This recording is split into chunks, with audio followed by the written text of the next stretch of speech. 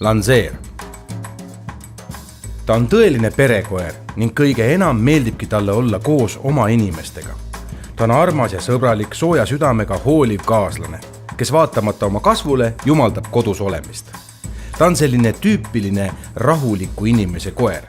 Kuna ta armastab laste eest hoolitseda, nagu ei ükski teine koer, võib teda sellest rahuliku südamega ka usaldada. Lanzeer on kaitsva loomuga koer ning kui ta tunnetab pisematki ohtu, reageerib sellele koheselt. Targa koerana on teda lihtne õpetada. Füüsilises plaanis vajab ta igapäevaselt keskmise pikkusega jalutuskäiku.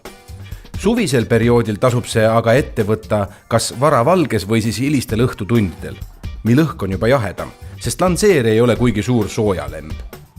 Tema paks kasukas vajab kammimist üle päeva ja kui on karvavahetuse aeg, siis isegi tihemini. Sel ajal on tõenäoliselt kogu elamine paksult karvu täis. Pea meeles, et tema karvkatte toodab veekindlat rasu, mistõttu tuleks teda võimalikult vähe pesta, et toda kaitsvat kihti säilitada. Lanzeer on küllaltki lohakas jooja ning lisaks meeldib talle vahetevahel mõnuga ilastada.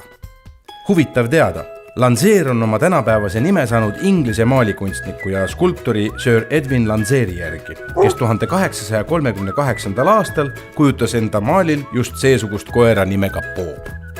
Lanzeer, parim perekoer nii toas kui õues.